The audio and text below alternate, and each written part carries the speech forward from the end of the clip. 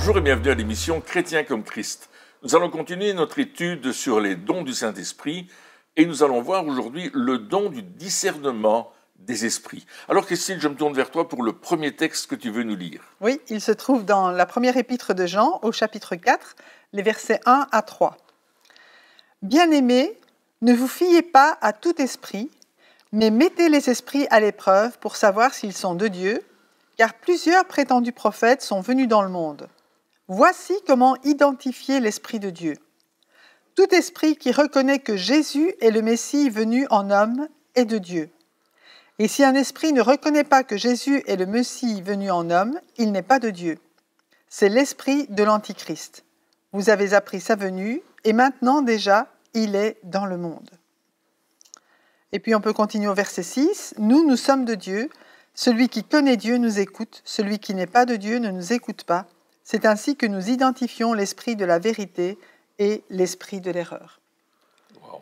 Et là, il nous donne déjà, au sujet du discernement des esprits, d'abord, il nous prévient qu'il y a des prétendus prophètes, il y a des gens qui se disent prophètes, et puis qui annoncent, je vais dire, un autre évangile, qui ne reconnaissent pas que Jésus est venu en chair. Dans d'autres versions, c'est ça, que le Fils de Dieu, le Messie, est venu sous forme d'un homme. Et là, on sait directement que si ce n'est pas Jésus qui est exalté, ce n'est pas un vrai prophète. C'est intéressant de ce texte parce qu'on parle plutôt, on dit par exemple discernement des esprits, Oui. La première chose qui vient en tête, c'est esprit, es-tu là? Oui, on pense à des manifestations démoniaques, on pense à dire, voilà, si on va prier pour quelqu'un pour qu'il soit libéré, on a besoin de discerner de quel esprit il est animé, par exemple. C'est un peu cette manière de voir les choses. Et pourtant, lorsque on lit le texte et les autres textes qui s'y rattachent, on est en train plutôt de parler de la prophétie. On est en train plutôt de parler de personnes qui viennent et qui disent parler de la part de Dieu. Et c'est dans ce contexte-là, en tout cas ici, qu'on parle. Donc on parle pas des esprits en règle générale, mais on parle de savoir quand quelqu'un parle de la part de Dieu, il dit voilà, ainsi parle l'Éternel, ou j'ai une parole de Dieu pour toi. Le Saint-Esprit dit je vais te donner le discernement pour que tu puisses voir si c'est juste ou si c'est pas juste, si c'est le Saint-Esprit qui parle, vraiment, si c'est l'homme qui parle, parce qu'il peut parler aussi, ou si c'est carrément un mauvais esprit qui parle. Donc il y a ces trois choses-là. C'est plutôt ça. C'est très intéressant de voir les choses comme ça, parce que ça nous aide à être observateurs de ce que nous recevons. Et ce que j'ai constaté souvent, c'est que la plupart des chrétiens prennent les choses au comptant, disent oui, celui-là c'est un prophète, alors tout ce qu'il dit, on doit le prendre en disant ok, on le reçoit, c'est d'accord, ça marche, c'est fonctionnel, c'est super. Mais on a des filtres. Et tu viens nous citer 3 cas différents, et Dieu nous donne le premier filtre, c'est la parole de Dieu. Est-ce que ce que la personne nous dit est en accord avec la parole de Dieu? Le deuxième filtre, est-ce que ce que je reçois comme prophétie, comme parole de connaissance, fonctionne avec ce que moi je vis personnellement dans ma vie de tous les jours? Donc ça, c'est quand je reçois une parole pour moi, personnellement. Par exemple, oui. Ouais. Donc, je vais mettre ces filtres-là parce qu'il faut que je discerne. Il faut que je discerne si c'est dans la bonne direction que je vais aller suite à la parole que j'ai reçue. Parce que si je vais dans la mauvaise direction, waouh, c'est moi qui vais en payer les pots cassés. Pas le gars qui m'a parlé, pas le prophète ou la prophétesse. C'est moi qui vais devoir subir les conséquences de la direction que je prends. Donc il est bien entendu nécessaire non seulement de recevoir la parole, de l'examiner par rapport à la parole de Dieu et de me mettre en prière et de demander au Saint-Esprit qui me conduit chaque jour si je vais dans la bonne direction et si par la foi je peux effectivement franchir les différentes étapes. Oui, et je crois qu'il y a un indice supplémentaire ici par rapport à la personne qui parle, justement, sur les convictions, sur le message de la personne par rapport à Jésus. Est-ce que c'est la personne qui se met en évidence, la personne qui parle dit « moi, j'ai reçu » ou bien « ce que je vous dis, c'est la vérité, oubliez tout ce que vous avez reçu avant ». On a connu des personnes comme ça, ou bien c'est des personnes qui vraiment élèvent le nom de Jésus en mettant Jésus en évidence et pas eux. Et en étant, comme tu le disais, vraiment par rapport à la parole de Dieu, fondés sur la parole, et aussi vivre, on voit leur vie qui est dans l'humilité. Donc c'est pas simplement la parole qui est donnée, mais aussi l'attitude de celui qui donne la parole. Aussi. Et puis, comme tu disais, c'est important de dire, est-ce que la parole prophétique m'attire plus vers Jésus, ou est-ce que la parole prophétique m'attire plus vers le prophète? Exactement. Et ça, je pense que aussi beaucoup de prophètes, des faux prophètes, on va dire ça comme ça, ça existe vraiment. Ça existe vraiment, il y en a beaucoup. La parole de Dieu en parle à plusieurs endroits. Déjà, à ce moment-là, il y en avait déjà. Absolument. Donc, ils ne sont pas arrêtés depuis ce moment-là. Et beaucoup de faux prophètes, ce qu'ils font, c'est qu'ils essayent de rendre le peuple de Dieu dépendant de eux, donc de leur ministère, tout est centré sur eux, parce que comme tu disais, ils ont la vérité, ils savent, c'est un nouvel évangile presque qui est amené, et là à ce moment-là, effectivement, il faut discerner et dire non, ça c'est pas juste ce que tu es en train de dire là, est faux, ça c'est pas en accord avec la parole de Dieu, je ne reçois pas ces paroles-là. Donc, il faut aussi faire ça. Et Paul souligne à un certain moment, il dit, si quelqu'un apporte un autre évangile, et il dit, si moi-même, ou un ange, ou qui que ce soit... Même si c'était moi. Oui, un autre évangile, ne l'écoutez pas. C'est ça. Donc, il y a un avertissement ici au peuple de Dieu d'être sérieux dans ce que nous allons entendre et être responsable par rapport à ce que je reçois. Et j'ai beaucoup aimé quand tu as dit, est-ce que je suis plus conduit vers Jésus, je vais dire aussi conduit vers la sainteté, conduit vers l'intimité avec Jésus, ou est-ce que je deviens dépendant du prophète et de ses prophéties? Parce qu'on a aujourd'hui j'appellerais ça des prophètes de bonheur, c'est-à-dire que on appelait les prophètes que Dieu envoyait à l'époque les prophètes de malheur, mais il y a les prophètes de bonheur aujourd'hui, c'est-à-dire ils arrivent et ils disent des prophéties qui peuvent peut-être être vraies, certaines, mais la plupart ne le sont pas. C'est tu vas être millionnaire, tu vas réussir, cette année sera la meilleure de tes années, tu vas prospérer dans ton travail, etc., etc. Tous ces genres de choses, tu vas avoir une nouvelle maison, une nouvelle voiture, etc. Et tout, au fait, tout ce qu'on a envie d'entendre, si notre but c'est l'appât du gain et l'appât de quelque part ce bonheur humain, ces richesses humaines, eh bien toutes ces choses-là, elles font plaisir à notre âme, elles font plaisir à notre chair, elles nous font du bien parce que on se dit enfin Dieu pense à moi, Dieu veut me bénir mais on n'a pas compris que la réelle bénédiction, elle est ailleurs. La réelle bénédiction, Paul le disait, c'est de le connaître. C'est vrai. C'est la plus grande de toutes les richesses, c'est de le connaître. Et quelque part, on a aujourd'hui ces prophètes qui prophétisent ça, non pas forcément de la part de Dieu. Alors c'est pas forcément un mauvais esprit qui est en train de parler, mais c'est plutôt leur chair. J'aime quelqu'un, je vais lui faire plaisir. J'ai envie de lui faire plaisir. Oui, et cette personne-là, j'ai vu des personnes, des soi-disant prophètes qui voyaient quelqu'un qui voulait avoir un enfant et qu'est-ce qu'ils vont faire? Sachant cela, ils vont prophétiser que la personne va avoir un enfant. Peut-être que ça va se passer, mais c'est pas Dieu qui leur a dit à ce moment-là. C'est leur être. Ils ont envie de faire plaisir et il faut savoir discerner aussi comment est-ce qu'on réagit quand c'est comme ça. Qu'est-ce que je dois faire avec une personne qui me dit seulement ce que j'ai envie d'entendre? Mais d'abord, si je suis dans l'intimité avec Jésus-Christ, il est clair que je vais dire merci beaucoup pour la prophétie que tu me donnes et je ne vais pas la laisser là, je vais la mettre en prière et dire Seigneur, est-ce que c'est vraiment ça que tu me dis? Est-ce que c'est vrai? Et est-ce que ça va diriger ma vie? Parce que j'entends beaucoup de choses, même à la radio, d'une façon générale. Encore ce matin, j'entendais il faut que vous réalisiez vos rêves. Alors les gens veulent réaliser leurs rêves dans l'année qui va venir. D'ailleurs, à la fin de chaque année, au début de chaque année, on dit on va réaliser ses rêves. Vous allez réaliser vos rêves cette année-ci, etc. Et on prophétise des bonnes choses. Mais on voit que tout d'un coup, il arrive une catastrophe. Comme cette année. Comme ça s'est passé en 2020, où il y a une catastrophe qui est arrivée et où les gens n'ont pas été capables de réaliser leurs rêves. Est-ce que les prophètes s'étaient trompés? Est-ce qu'il y avait quelque chose qui ne fonctionnait pas? Moi, je pense qu'il faut se poser la question d'une autre façon. est-ce que moi, en tant que chrétien, qui suis le Christ, qui veut être comme Christ, je me suis suffisamment investi dans la parole de Dieu, dans la prière et dans la communion fraternelle pour entrer dans ce que Dieu a promis pour moi. Ouais. Est-ce que j'ai les bons rêves quelque Oui, part? c'est ça. Est-ce que j'ai les bons rêves? C'est ça, Oui, oui. exactement. Donc c'est discerner aussi ce que Dieu veut pour ma vie. Et il y a un point où je trouve qu'on a un peu manqué dans le peuple de Dieu, c'est qu'on a un héritage en Jésus-Christ.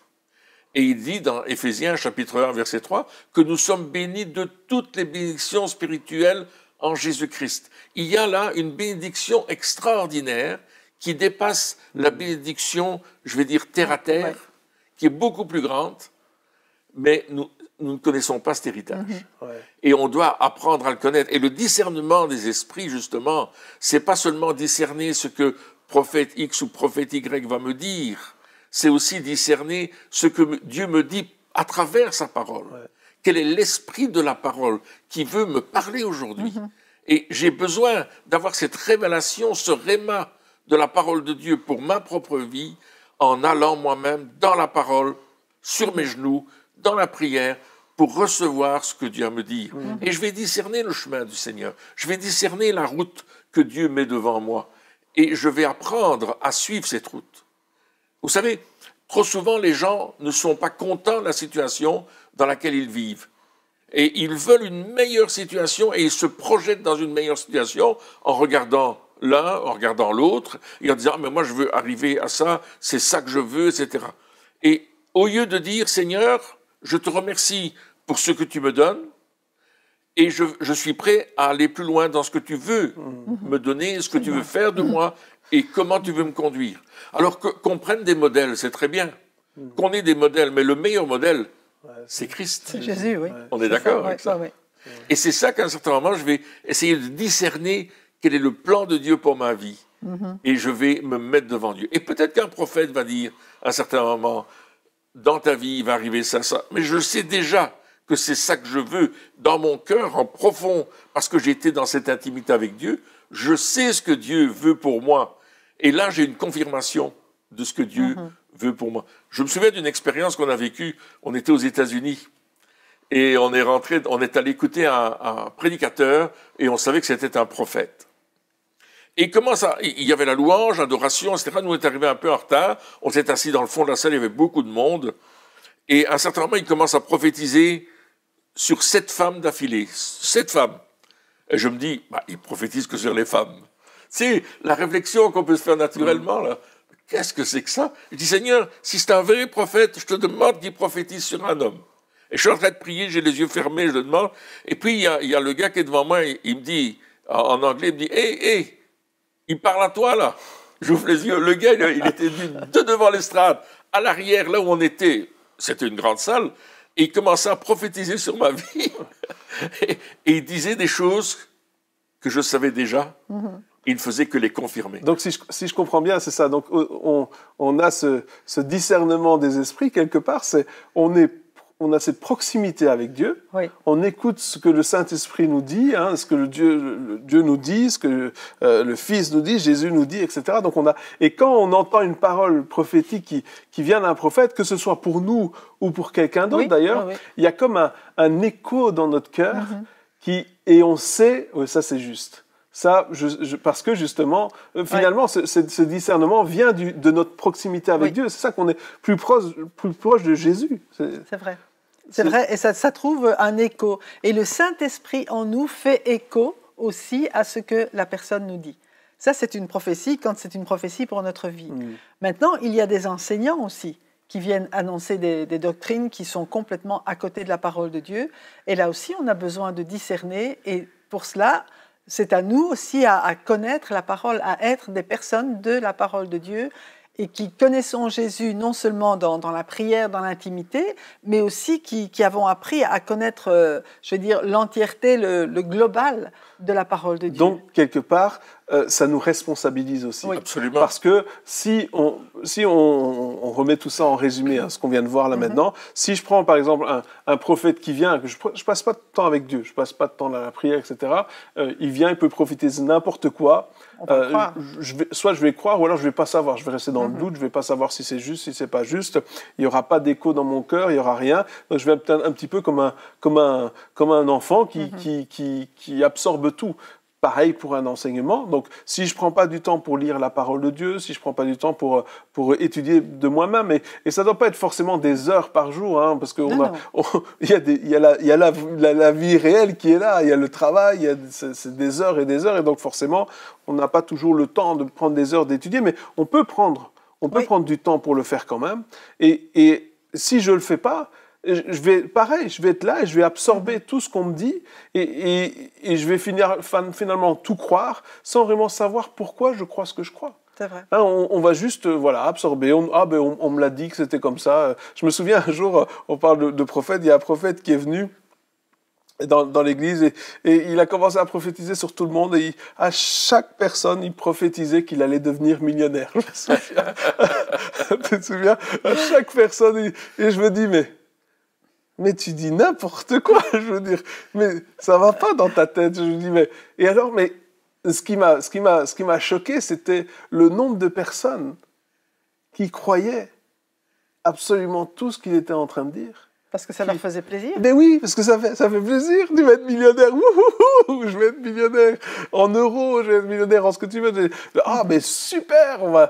Alors on est peut-être millionnaire, mais dans une devise, dans une autre devise. Mais mais tout le monde croit. Et tu parles d'enseignement, c'est la même chose. Aujourd'hui, on a des enseignements qui racontent n'importe quoi. Des fois, les mensonges, ils sont gros comme des maisons. Enfin, je veux dire, c'est pas des petits. On parle pas de virgule qui manque. Non, c'est sûr. On ne parle pas d'une interprétation qui peut être un peu différente. On parle de mensonges qui sont gros comme des maisons et les gens viennent et disent, tu sais que c'est vrai ça? Je dis, mais enfin, lis la Bible. Il y a des choses qui sont tellement fondées dans la parole de Dieu. Et est-ce que ça t'amène à Jésus? Encore une fois, c'est ça la question. Est-ce que ça t'amène à Jésus? Est-ce que... prenons l'exemple de millionnaire. Si tu es millionnaire, pourquoi est-ce que ça t'apporte un tel bonheur? Il faut se poser la question. Oui, c'est vrai. De savoir que tu vas être millionnaire. C'est ça ton bonheur? C'est ça qui va faire ton bonheur, le fait d'avoir 1 million d'euros sur ton compte? Est-ce que c'est ça la source de ton bonheur? Oui. Quelle est la finalité, en fait, de ce que je veux faire avec? Parce que là aussi, qu'est-ce qu'on va faire? Est-ce qu'on va s'éloigner de Dieu quand on sera millionnaire? Qu'est-ce que ça va changer dans ta vie? Qu'est-ce que ça va vraiment t'apporter? Parce qu'on a vu des gens qui devenaient riches et puis tu ne les voyais plus à l'église. Exactement. Où est ta sécurité, en fait? Est-ce que ta sécurité, c'est dans l'argent que tu as ou que tu veux avoir ou que tu auras? Est-ce que l'argent que tu as ou que tu veux avoir va influer, si tu veux...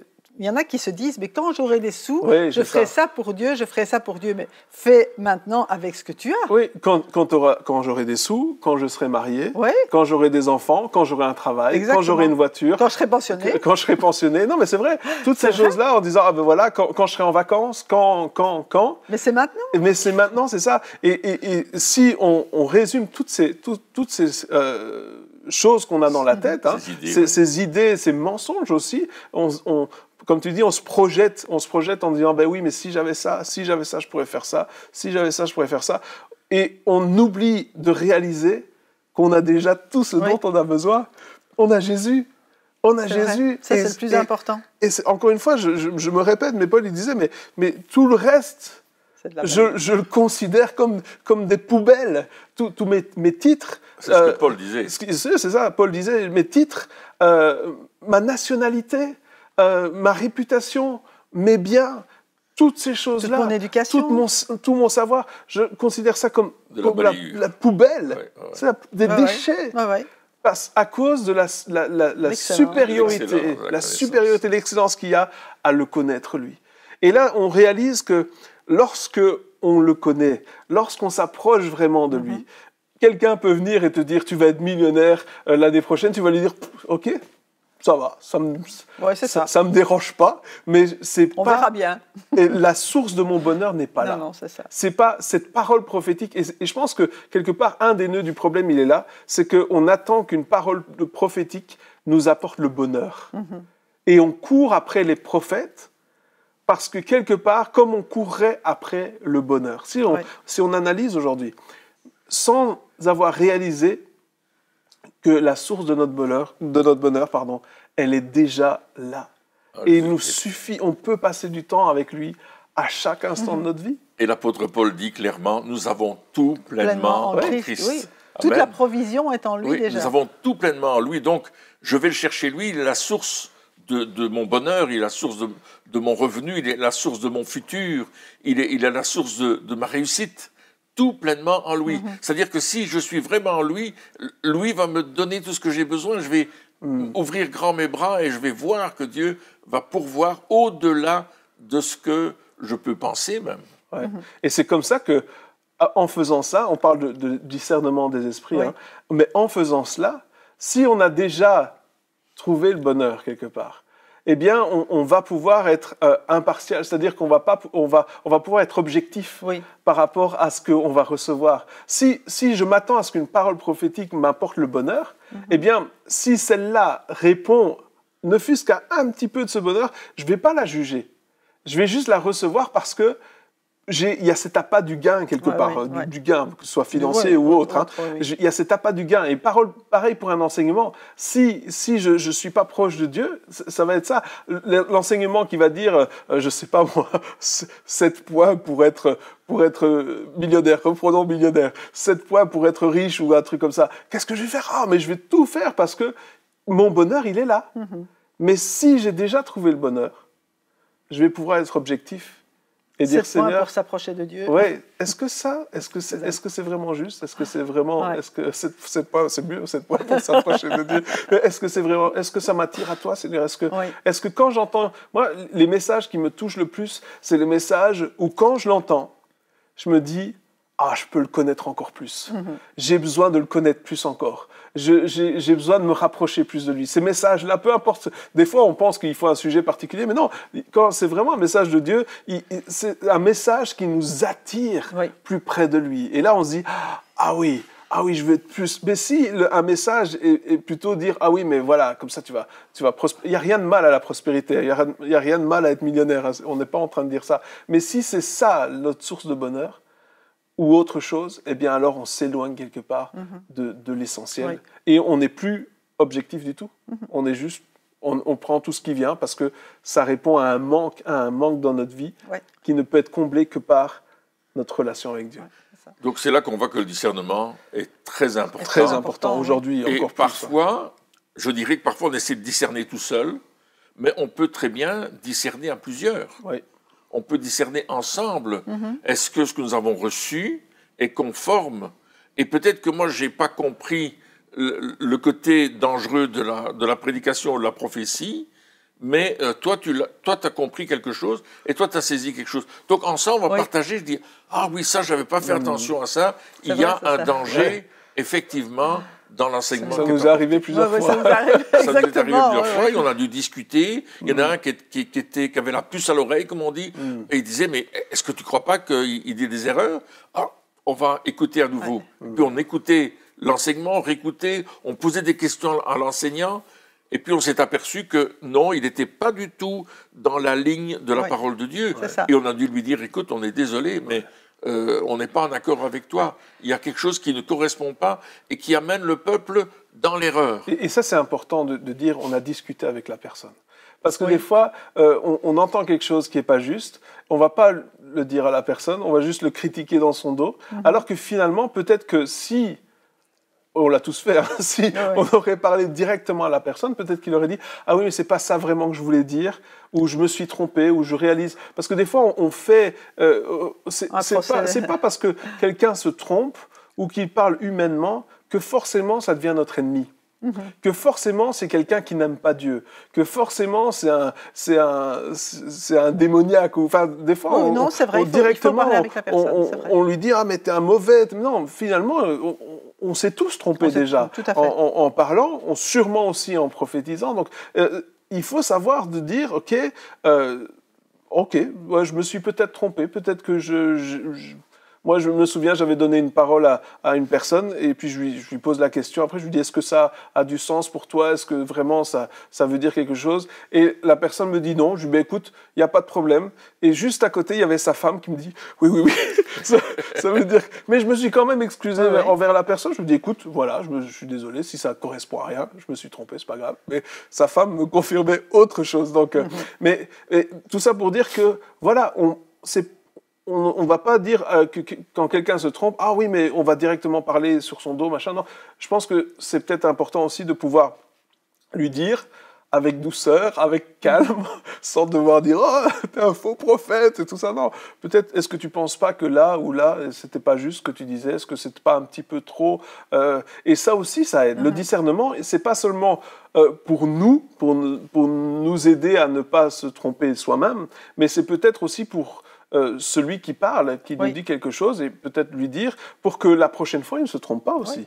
Peut-être que lui, comme ça, il va pouvoir dire « Ah, mais maintenant, je discerne que là, c'est Dieu qui me parle, et là, c'est moi. » Et qui en rajoute une couche. Hein, ou alors, on peut lui dire « Oui, peut-être que jusque-là, c'était juste. » Et après, c'est toi qui parles. Après, là, c'est plus vraiment juste. C'est ce que la parole de Dieu dit. Hein, ne méprisez pas les prophéties, mais retenez ce qui est bon. Hein, examinez toutes choses et retenez ce qui est bon. Nous, on aurait tendance à retenir ce qui est mauvais en disant il n'y a rien de bon. Mais non, il y avait des choses bonnes, comme tu dis, et puis il y a des choses qui ont dépassé ce que Dieu voulait dire. Quoi. Le mot important, c'est examiner toutes choses. Donc, et comme Béret, voilà, les chrétiens de Béret. Absolument, comme les chrétiens de Béret qu'on trouve dans les Actes des Apôtres, il fallait absolument qu'ils vérifient ce que Paul leur annonçait pour savoir si c'était dans les Écritures. Et nous, on doit faire la même chose, que ce soit une parole prophétique, que ce soit un enseignement, que ce soit simplement une conversation dans laquelle on parle de choses et d'autres. Est-ce que ce que je vais dire, ce que je vais recevoir, ce que je vais entendre, et ce que je vais dire aussi, bien sûr, conforme à la parole de Dieu? Est-ce que je peux le partager avec d'autres? Surtout si je dis « ainsi par l'Éternel » ou surtout si je dis « la Bible dit hein. ». Quand c'est comme ça. Quand la Bible dit, je lis le verset de la Bible. Et là, on doit faire attention aussi aux personnes qui veulent prophétiser sur toi, mais en privé, tout seuls dans leur coin, parce qu'ils ne veulent pas que les autres jugent la prophétie. Or, on a vu la fois passée qu'un prophète prophétise et que les autres jugent. Qu'ils jugent quoi? La prophétie, évidemment. Donc il faut faire attention. Et en terminant en disant qu'il existe aussi malheureusement des personnes qui le font, qui sont des faux prophètes et qui sont conscients de l'être et qui ont un seul but, c'est de détourner le peuple de Dieu. Et avoir un gain. Et avoir un gain. Et leur but, c'est l'argent. Et c'est comme ça. Et donc il faut aussi là avoir ce discernement et demander au Saint-Esprit de nous donner ce discernement qui est un don. Hein. Donc ça ne vient pas de nous, ça vient vraiment du Saint-Esprit. Mais vraiment, lorsqu'on se rapproche de Jésus, eh bien à ce moment-là, ça va vraiment faciliter les choses. Amen. Et voilà, merci beaucoup de nous avoir suivis encore pour cette émission. Et puis on se retrouve très bientôt pour la suite. Au revoir.